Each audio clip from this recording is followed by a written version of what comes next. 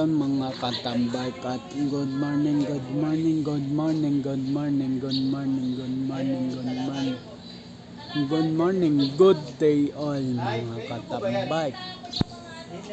Ang oras natin ay 8:49 na ng umaga. Ang petsa pala natin is linggo ng January 18, 2026.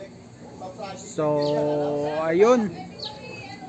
At happy Sunday po sa atin. So, ayun mga katambay, kasi nandito ako sa church ngayon. Yan. So, yun. Sabi ko sa kanya, ba't tayo yung tanggapin ko? Kasi mabubulok lang po ito sa amin. Kayo po ang may malaking chance ang mag-dispose nito eh. Sa mga dati, sabi ko kahit po, discountan nyo naman ako ng konti.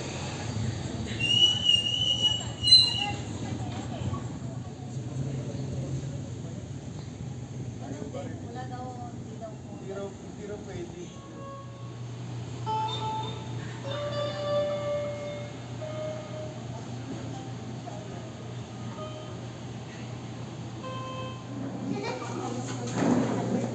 Hindi na makauntak sa inyo. Hindi na makauntak.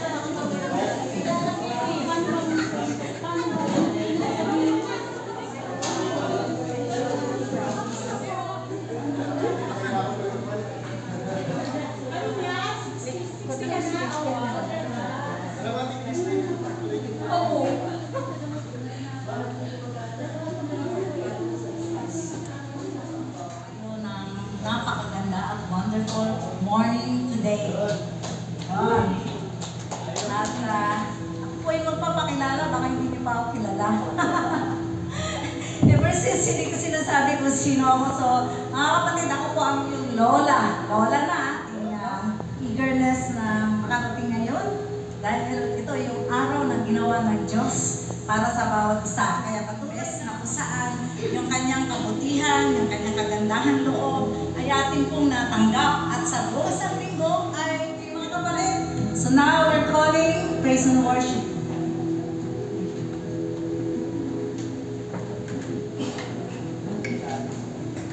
Sige po, inanyayahan ko po puso ang ating isip, ang ating sarili upang mag-alay ng isang magandang awitin para sa Panginoon. Hayaan po natin ang Holy Spirit, hayaan po natin ang Diyos, ang ating maranasan sa mga oras na ito at patuloy po natin siyang bigyan ng kapurihan.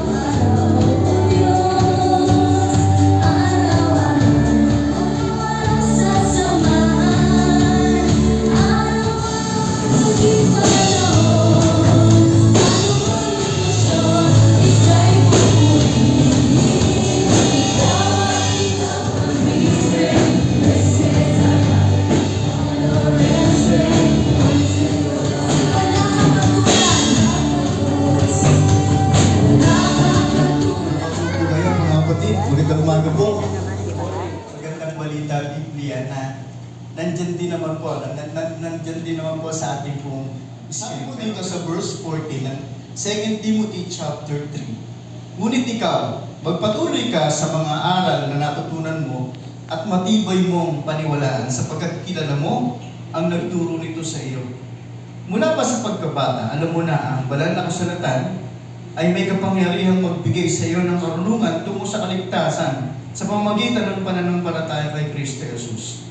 Ang lahat ng kasulatan ay kinasihan ng Diyos at kapakipakinabang sa pagtuturo ng katotohanan, sa pagsaway sa kamalian, sa pagtutuwid sa likong gawain at sa pagsasanay para sa matuwid na pamumuhay upang ang lingkod ng Diyos ay maging ganap at handa sa lahat ng mabubuting gawain. Pinagpala po ng Panginoon pagkabasa ng pagtatanggol at pagpapalaganap ng mabuting balita na na-encounter po niya, naranasan po niya sa buhay po ni Apostol Pablo, kaya ginugol po niya ang kanyang panahon sa pagtatanggol at pagpapalaganap ng salita ng Diyos. Ay pinapakita ko paano ituwid ng Diyos ang kaugnayan ng tao sa Kanya.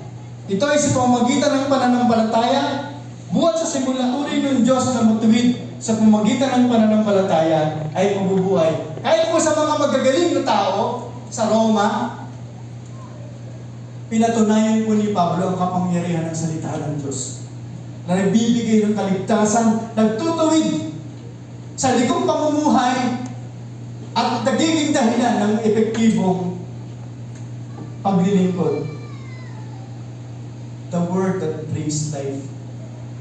Totoo po kay Pablo ang salita ng Diyos na itinuro po ni Pablo kay Timothy. Thank you, Pastor. Purihin ng Diyos sa kanyang mga salita. Mga kapatid, and we have to follow what is written in the Bible. Yan po ang pinaka-essence ng kanyang mga salita. Kaya sa mga kabataan, ay maganda yung tayo kanina, no? So, okay mga kapatid. Next. Ayan, this is our way, one way. Ito po ang ating pwede pong sa pamamagitan ng GCash at SIPA. Yan po mga kapatid, nakalagay sa Isang mapagpalang umaga po sa ating lahat. Sa hindi nakakilala sa akin, ako po si Romine. Dahil tinaguhit po tayo ng Diyos sa loob po ng isang taon, tini-encourage pa rin po matapat na paglilingkod sa Panginoon sa pamamagitan po ng paglilingkod sa Diyos. Mga dapat po nating paglaanan. Yung po Project Hagay, siguro po i-declare na po natin na extended hanggang 2026. Opo, ngayong taon po na to.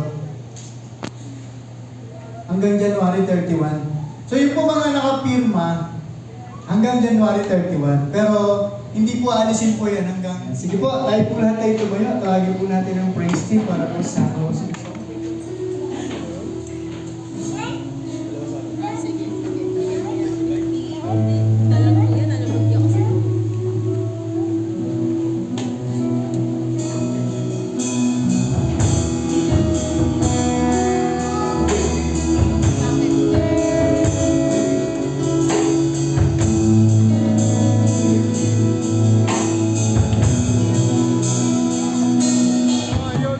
Katambay ka tapos na ang aming church.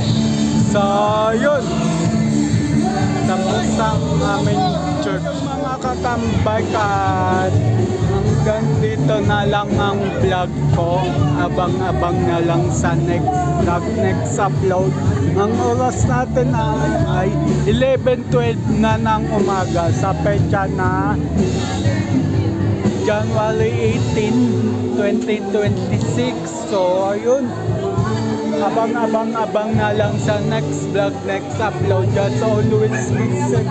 God bless and then bye-bye.